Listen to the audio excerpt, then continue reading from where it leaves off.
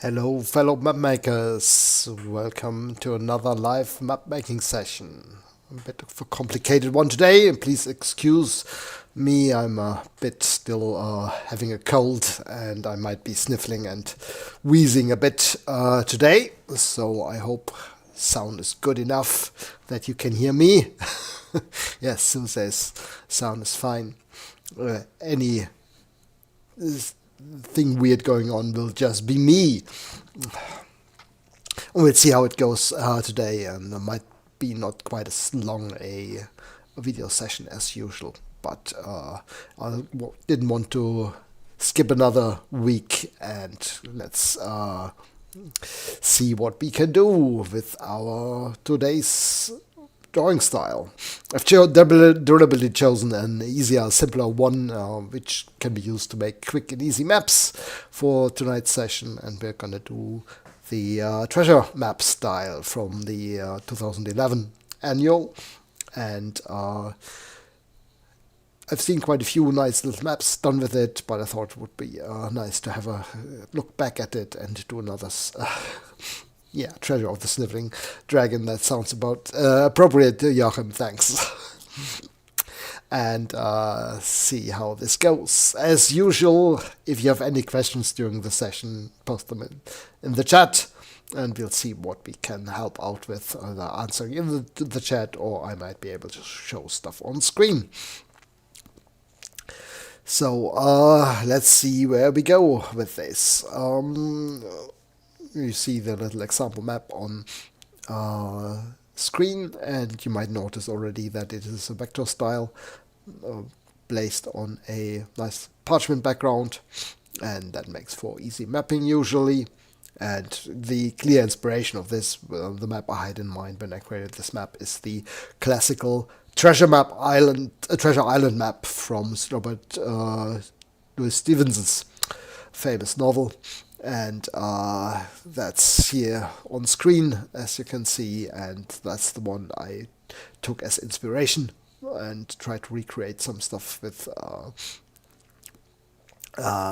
vector symbols and create a mapping style that lets you draw maps like these. And so, see where we can go from here. As usual, we start off with a new map. Click the new map icon up on the file toolbar, and go to the Overland Maps web type, click Next, and then you'll find the style down here, Annual Treasure Map.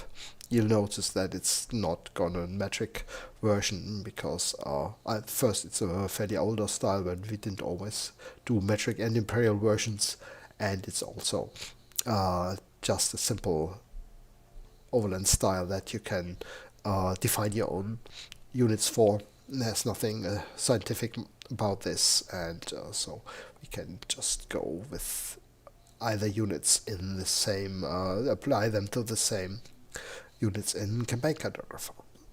Yeah, okay, it's getting difficult already with the nose clogging up. See how long this goes before I have to do a little break to clear up the sinuses. Alright, let's go, click Next, and set this. Oh, actually, I wanted to take a look at the comment here on the description of the style. It does say something that you don't see so often in the drawing styles. Recommended size, no larger than 50 units on either dimension.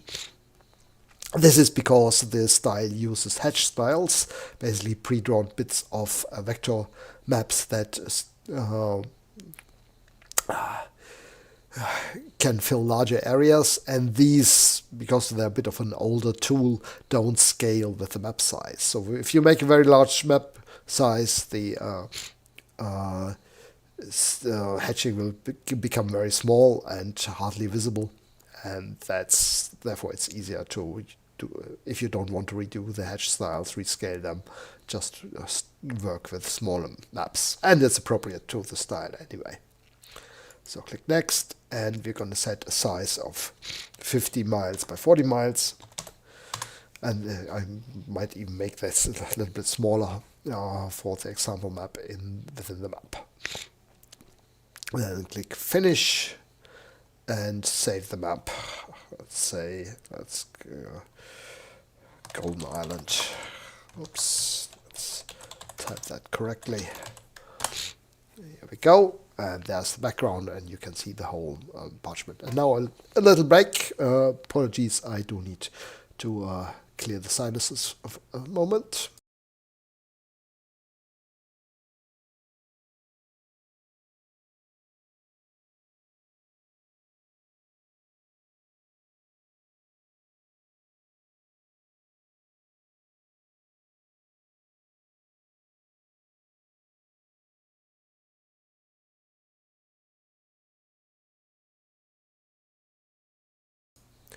And there I'm back. Sorry for that. This may happen occasionally. It's a bit worse than I expected and hoped for, and but we'll try to manage as well as we can.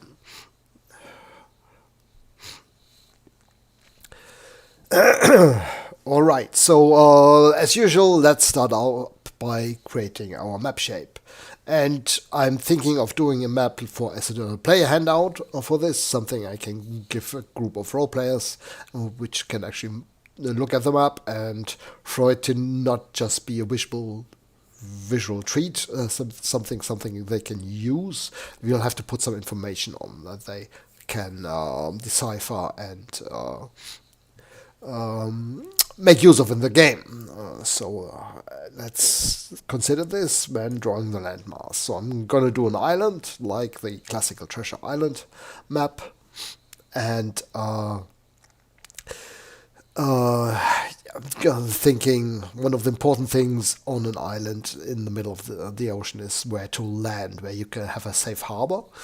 And so we're going to have a bay that is the normal expected landing area. It's a bit of a safe space, so protected against storms. That's what the good thing about bays when you have the as anchorages. But then let's add a second, perhaps not quite as good one, and a second anchorage somewhere on the other side of the island. And that might be not originally known, but perhaps the players can take a look at the map and the coastline and deduce that there might be another place where they can actually land and anchor the ship and have it safe. That's actually something that happens in the treasure map book. There's a second place where they take a ship at some point. Here we go.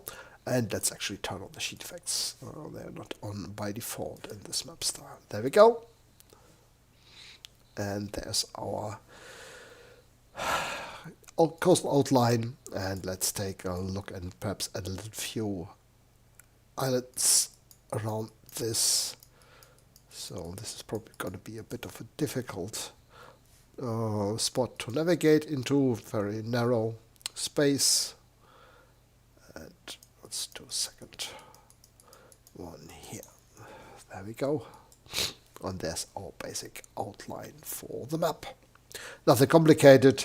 I'm thinking I might want it perhaps for this kind of map more exactly in the center. So what I'm going to do is I'm going to use the move command. Select all of this, press D for do it, and just move this a little bit more into the center. There we go.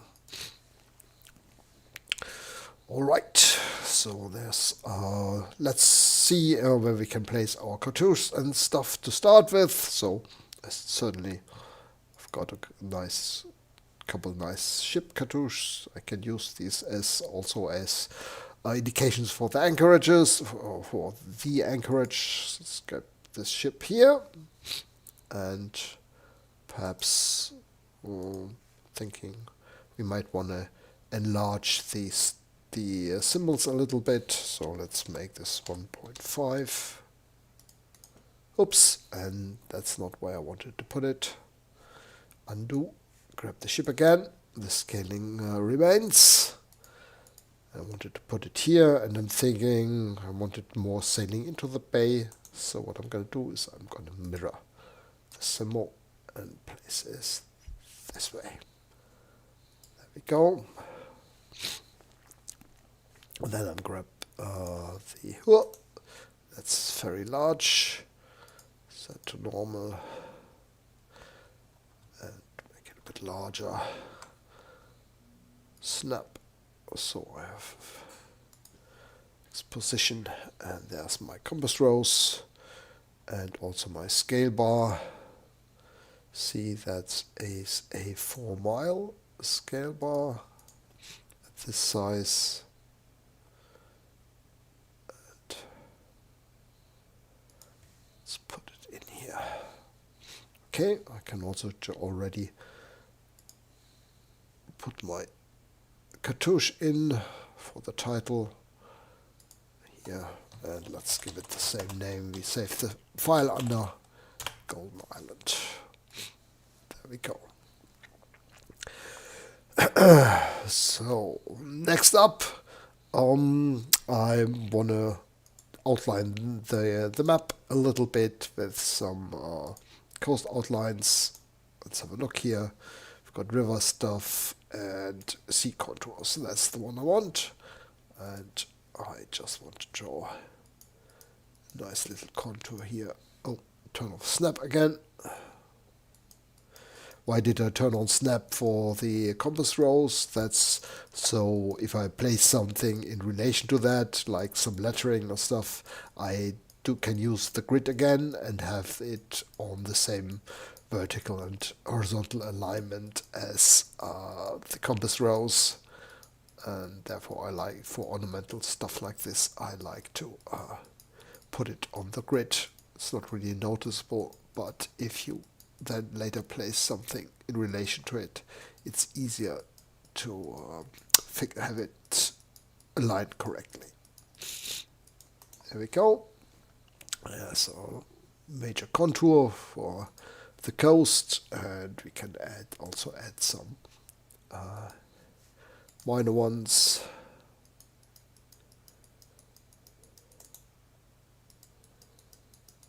Here we go, and a second one around the first.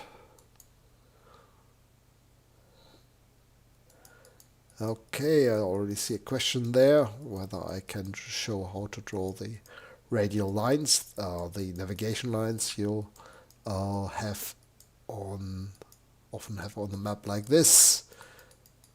Yes, I can show that, and I'll do so in a moment.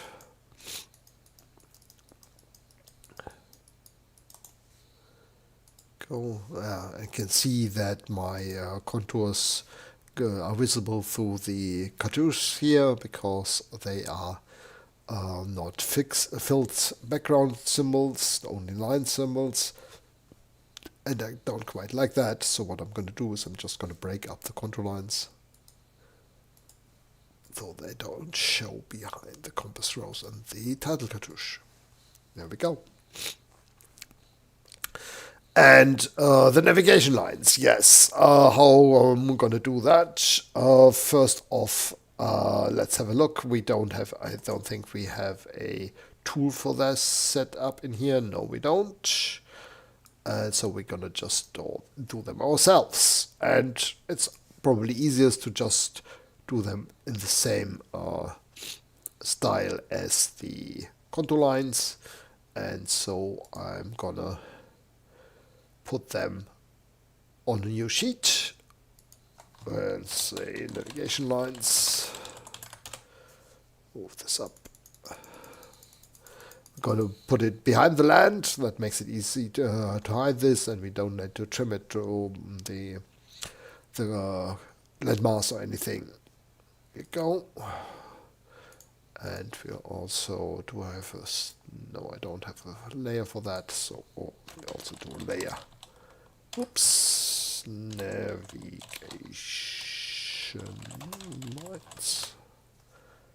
Go.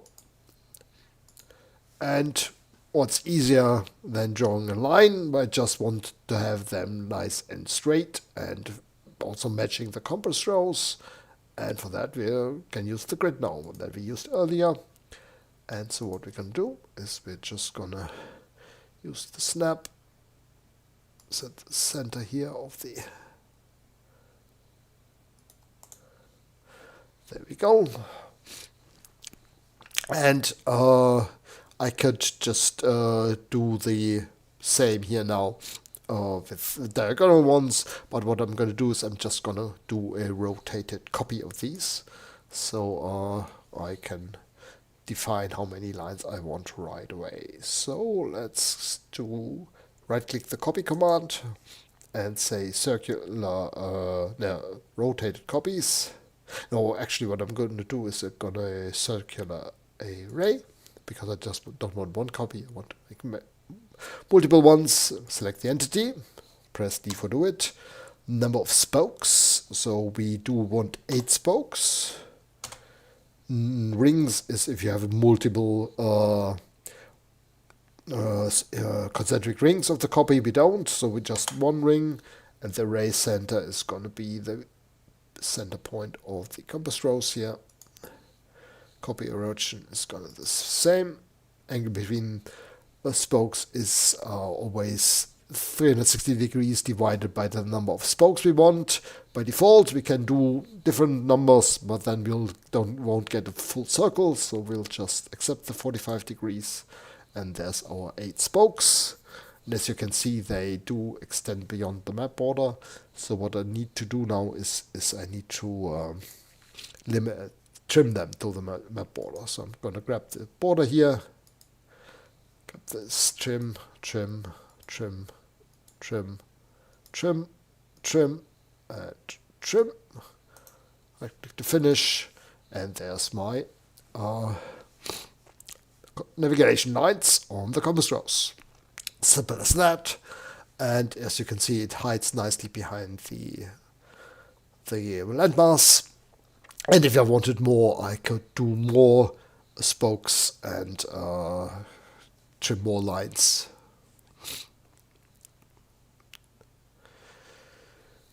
Got another question by Versus there about how these are placed, especially if there's multiple compass roses or multiple center points on the map, and they connect to each other. The thing is, there is no hard and fast rules for that. It's just... I think we're not entirely sure even how exactly they're meant to be used and always placed in a map.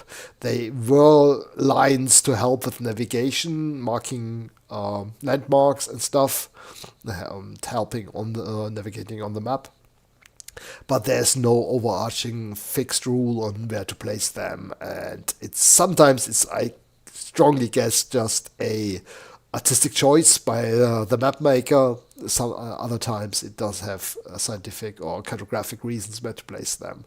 So there is no easy and hard and fast answer on that really. Alright, so one thing I want to split this line here, because I don't like the line going to the ship here, so I'm gonna grab this and just break this here a little bit. Oh, sorry. And now let's turn to what's the interior of the map. So I'm going to load up the mountains catalog up here, and I first want to place some hills. As you can see, since we're dealing with smaller islands and not continents, we don't have symbols for huge mountains or mountain ranges or stuff. It's just large, medium, and small hills.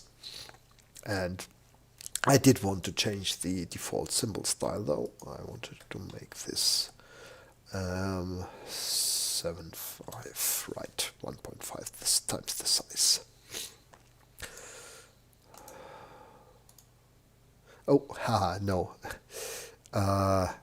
Okay. Yeah, because of an overlaid map, I don't actually want that. And this would be terribly small, because we're going from the 1000 by 100 times size map. So what we actually need is a 1.5 symbol scale. That's because we started out with a 1000 by 100 template. 1000 by 800 miles template, and created a 50 by 40 mile map from that, and therefore the default symbol scale was set to that very small number. So let's go back here, and that's better. So we are gonna place a line of hills running through the center of the island here.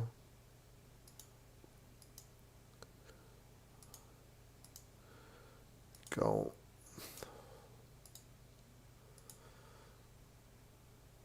Perhaps a bit of a split here with a central valley or something. Like that. And then going this direction here.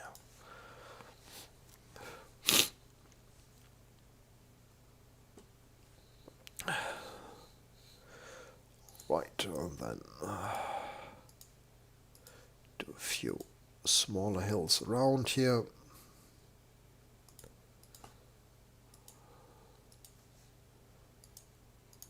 And some small ones.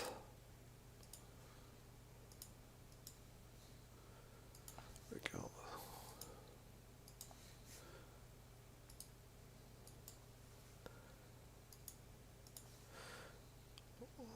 Can use these to do a little bit of highlights on the smaller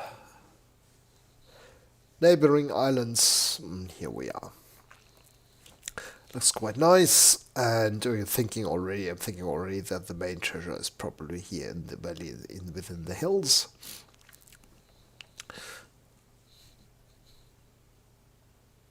Alright, so let's go and go back to our sea and add a few streams and rivers to our map. Medium river, and start off here. Just draw a line, do a F5 and connect it to the coastline.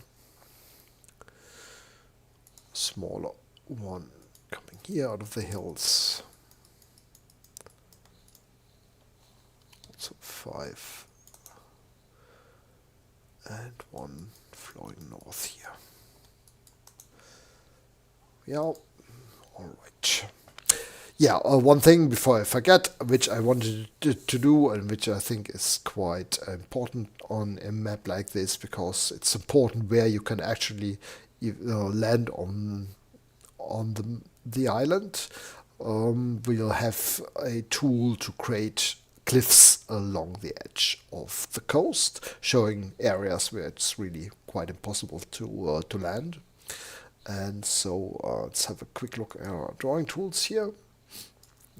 And we do have the cliffs drawing tool. How to use that? This uses the hatch style, as you can see from the preview image here, and this fills the area with a textured pattern. And so let's start off by drawing the top here. Or actually, yeah, let's go and draw top of the cliff, following the coast here, all the way up here, and then we're going to trace the coastline. I'm going to hit T for trace, like the command line down here says. I'm going to select the coastline and up at a point where I want my line to go through, actually, where I want to trace along, and then pick the starting point up here, and now I follow the coastline down here, all the way up to here, and there we go. And then right click to finish, and there you can see the cliff texture showing. And I also already see a little problem here. As you can see, the hedge fill has some problems when you do stuff like this S shape here. Problem here, see whether we can fix it. Let's have a quick look. Hedge styles are normally grouped, but are individual entities which you can edit. So we can unlock the group, do erase. Oops, that's not what we want to erase. But this one here, there we go. It's not perfect because we've erased a little bit here, but it's gonna be fine. And then we're going to just lock the group. Again, that's the advantage of hash styles. They are not symbols, but individual bits and pieces. And so there's our warp. And I do need a little break. Just a second, please. One moment.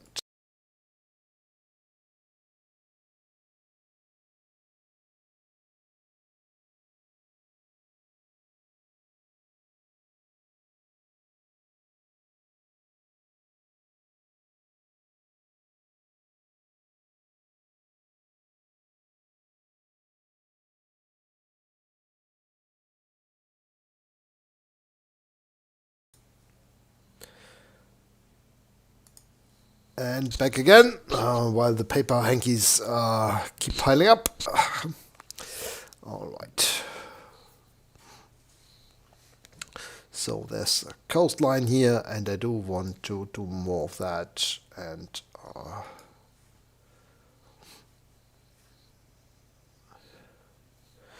let's fill in a few more cliffs. Start up here. We can also trace first, so we know where we're going here. And we're gonna follow the coast up. See whether we're gonna run into the same problem as previously. If we have this overlap here.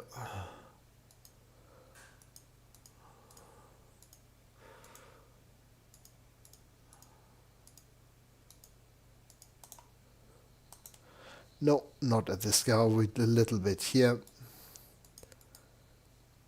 So let's go in and erase a bit. Go. And up here I did start a little, stopped a little earlier than I wanted to, and therefore we went all the way here. The problem now is hatch styles you can't edit like normal polygons or anything, because it's all different polygons drawn on the map. And I'm thinking whether I want to redo that, fix it. Let's try a little bit and see whether we can fix a little bit by just deleting a bunch of stuff in here, but not all of it.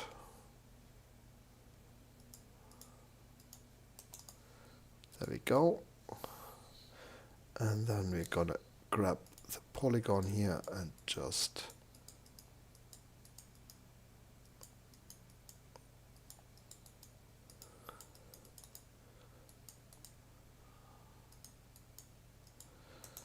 do it like this, and then we are gonna erase some stuff. Okay, not the prettiest version, but should work for now. Yeah, at the larger scale it works just fine. Normally you'd really only should draw the cliffs where you can see them. So let's have a quick look and do a shorter section. If I'm drawing a cliffs like this here, where basically if I'm looking at this like an isometric map, I would only see the cliffs where they face south, like here, and not here at this stretch. Only again when the coast turns eastward again. So we're gonna do a bit here. There we go. And then let's do a little bit here on the bay to make that a little bit nicer.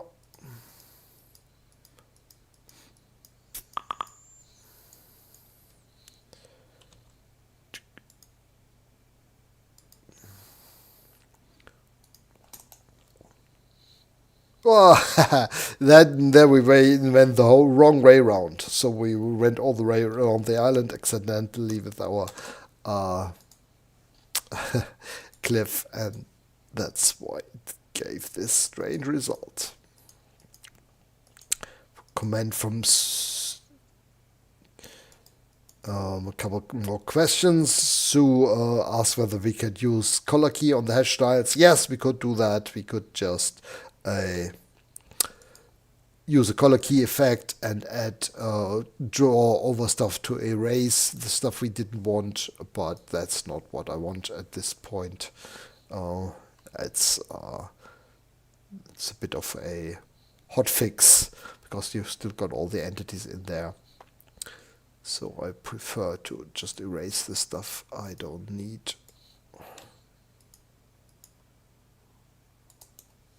And a question from Joachim: would it be possible to adjust the outside line and trim the hedge styles to that? You can't trim the hedge lines easily because they are not lines, they are polygons. Let's take a quick look here at the hedge style. Let's turn off sheet effects so we can see it without the blur. See, if you take a look here at the hedge styles, you'll see that those are not lines. Those are all polygons. And that's the trick with hedge styles. You can draw filled polygons and fill areas with that. And that makes nicer looks, nicer results possible, but it does make them harder to edit and stuff. Do stuff with it later. That's the upside and the downside of hedge styles. See, if I wanted to limit this, I can't do a trim. Trim only works on lines and paths. I can't trim this to this line. What I can do is I can do edits to the nodes as usual, but then I have to go through every single one of these polygons and edit them as necessary. And that's really not feasible on a larger map like this. What I can, of course, do is I can go in and use, as long as my group is unlocked, I can extract properties of that specific feature, use just a basic drawing tool and draw in shapes here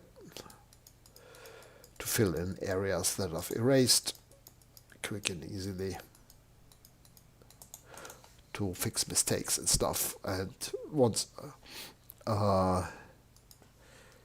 no, it's if to get that into the group is a bit of tricky. See, if I wanted to move stuff here and you do the whole group, you can see this is all selected because it's part of the group.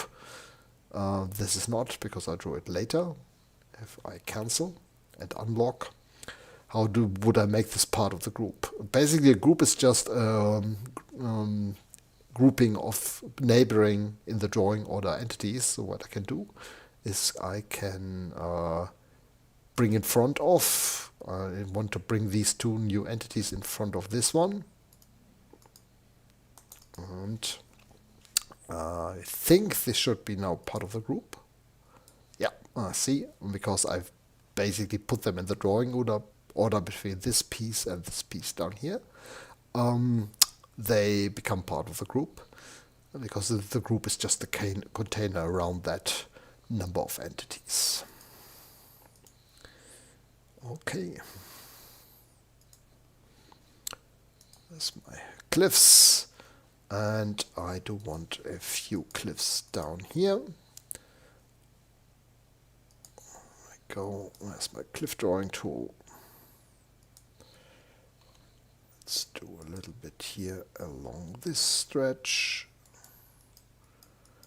But I do, because this is supposed to be the best landing area. I'm thinking there's no cliffs around here, the further in part. And so we're not doing any cliffs in here. Instead, what we're going to do, we're going to do a little bit of swampy area. So we're just gonna... I think that's also a drawing tool. Also a hedge style drawing tool. And so I'm gonna trace this area. And there's our swamp fill in this. Also, I think you'll have a little bit of more of a highland moor area here in the center of the hills. There we go. And then we do need a little bit of forest. So we do have the deciduous trees and the pine trees, and we also have a mixed group. And if you notice, this is basically the same trees again as the others, but why are they duplicated? Basically just to put them into one common group, and so we can select randomly and create a mixed forest by just clicking once and just placing symbols here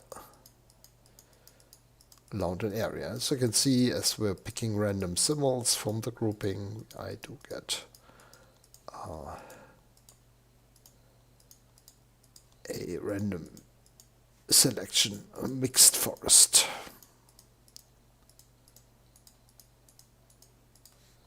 There we go. Of course, we might also want to use a drawing tool for this, and let me see, I don't have one for this. So what we could do is we could set up a drawing tool to do a random fill of symbols with our, not our old style forest drawing tool, but with the newer fill the symbols tool. And for that, let's just give it a try and do a little bit of a outline area first. Let's see, we have this was always useful because it's not very noticeable. Just pick the smooth polygon area. Just gonna create a fill setting for this first. So let's have a look and go to draw and symbols in area. That's the one I was looking for. Now I do want to choose from this type of symbols, so I need to browse to our maps. We're not in the local area, but in the treasure map style, there's treasure maps, vegetation.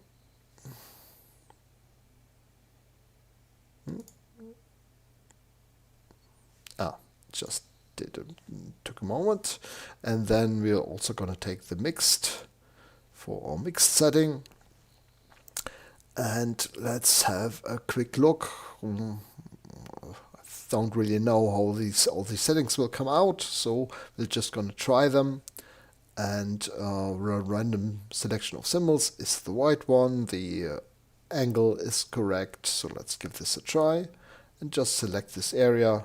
Press D for do it, and nothing happens, probably because our distances are too large. Let's have a quick look. Draw symbols in area, minimum distance, sizes edge, scale random, chance to place. Let's have a larger chance to place. This is I think this is actually the culprit here. Never place within 20 units of edge, and since our map is so large, we'll couldn't place anything with this limitation. So let's actually make it like this and try again. There we go, but we only get one little symbol in here, so that's not really what we wanted.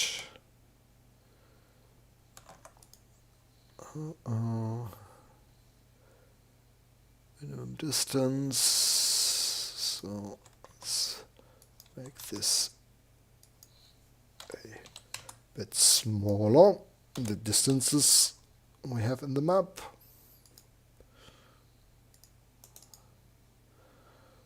Still a bit too large, and those symbols are also larger than our previous ones, so I'm not quite sure. We're probably using our default symbol scale of 1.5 now, and we might have just used size 1 on these ones. I'm not entirely sure. What's the size scale? Yeah, well, we didn't place them at our. So what do we do about that? Well, what we're gonna do is we're gonna delete these, and then we do a symbol sort scale symbols and map by layer vegetation. Do it and 1 by 1.5, and that's better. So they are the default scale for our map again. So back to our symbols in area. Do need a larger chance to place them. Minimum distance probably needs to be smaller. Okay. There we go. We are getting there. But it's a bit too randomized. See, some very short distance, some fairly large distances. Not quite there yet. So we do need less random variation of the distance.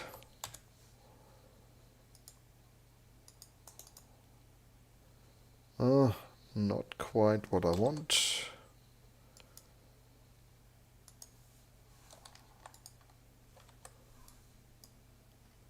Minimum distance, smoothing, scale random. Perhaps this could be a bit smaller.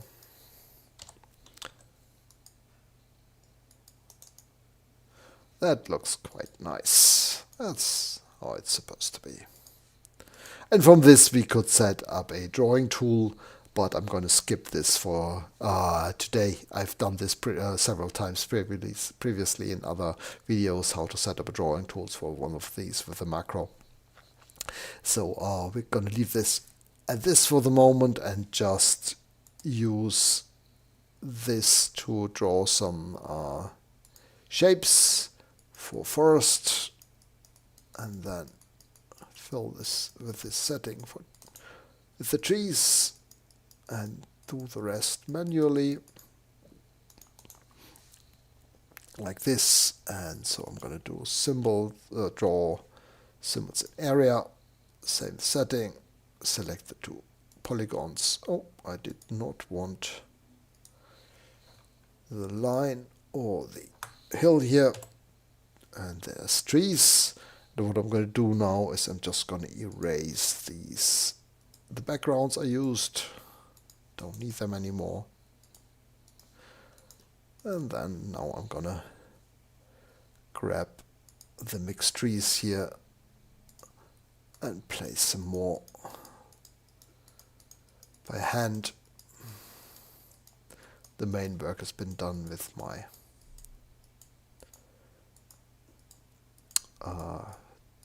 symbols in area tool.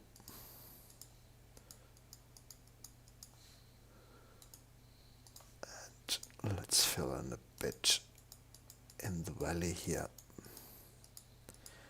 All right, time to do place some actual treasures on the map, I guess.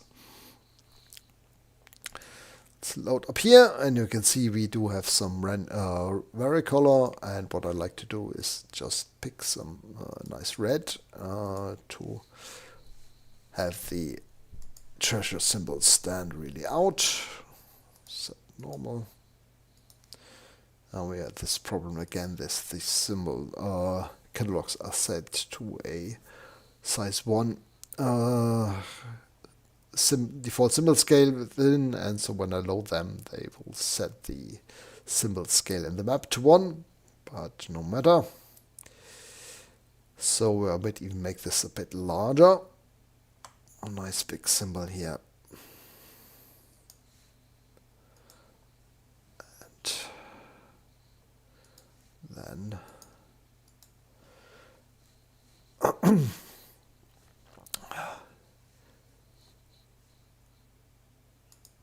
perhaps also we do want a bit of a, we've got a fort here on the edge of the bay, probably abandoned when the new ship arrives, and I'm thinking of some blockhouse or other structure here at the top of that stream, actually. And do we want a path? Yes, I want a path. So I'm gonna. Do I have? Okay.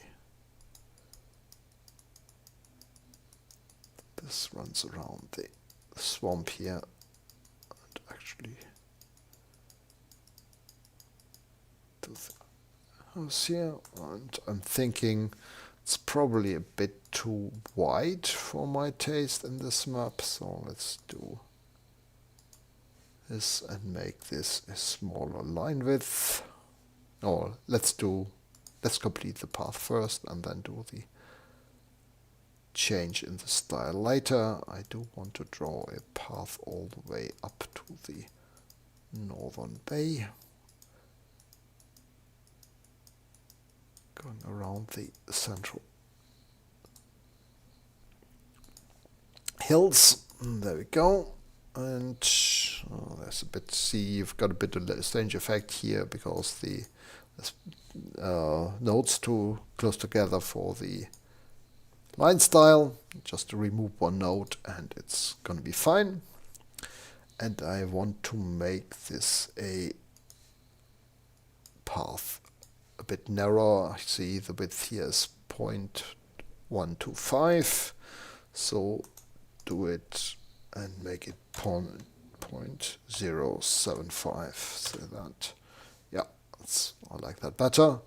And I'm thinking I might want to perhaps change the pattern a little bit. It's all, the dots are a little too close together for my taste, so I'm going to use extract properties on the line and edit the line style.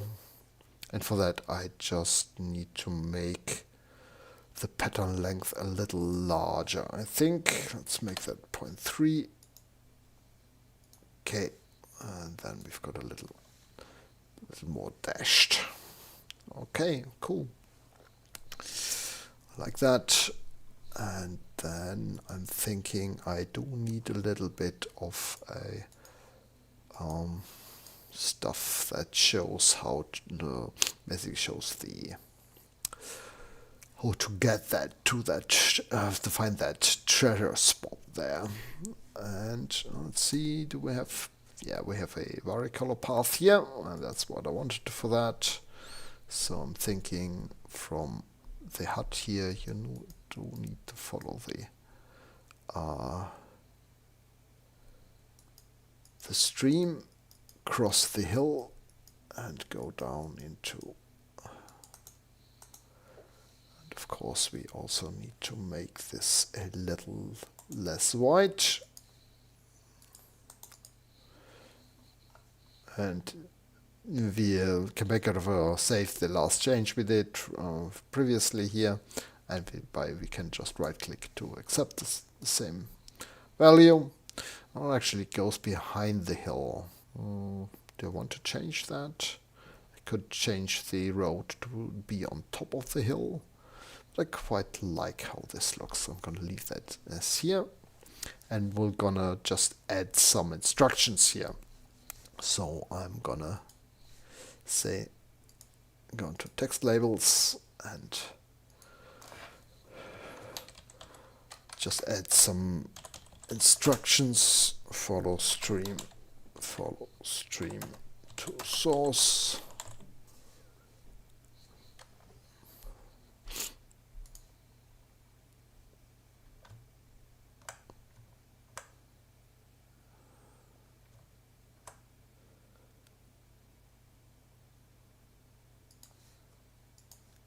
Go, although I'm not quite happy with how this looks on the map.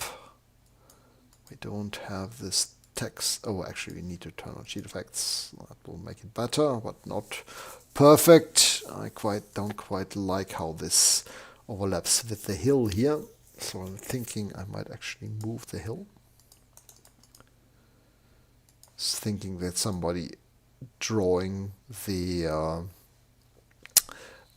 map or writing the instructions on the map will look for spots where he can comfortably write on, and so I'm going to just split this into 2 pieces of text. There we go, and then move the 2 together a little bit up. There we go. That looks a little bit more natural. And then we do need a little more text here. 200 yards northwest past that pine.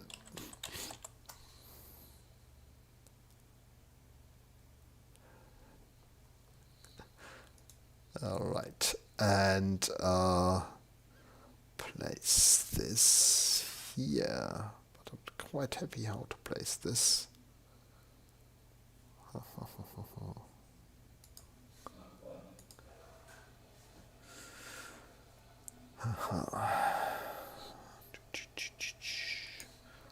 First off, we do need to split this into separate lines, definitely. And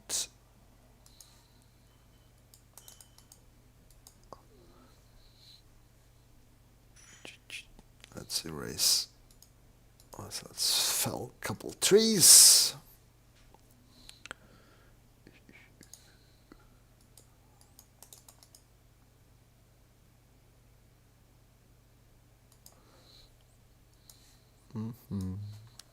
Just playing around with the text here a little bit so I get it to my liking.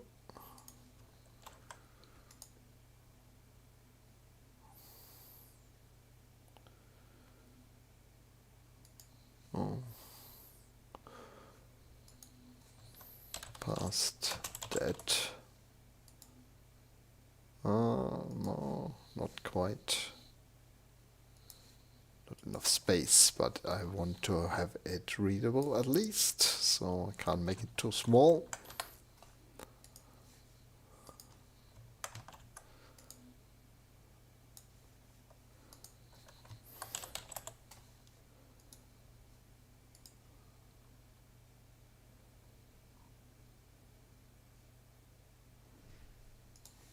Well, at least players will have to figure a bit of figuring out to do, trying to read what's on the map. Here we go. And this way you can put your text on the map and put some instructions on and other labels. And there we go. And of course, we could do a lot more with this map, add little details, but I'm almost an hour already, and I think I'm gonna call it a finished map at this point and let you get on and find the treasure yourselves with the rest of the work. Yes, as Women said, the writing is only visible by moonlight, of course, by the right moon. Alright, so hope you like this little excursion into the treasure map style. Sorry for my not quite best of narration here.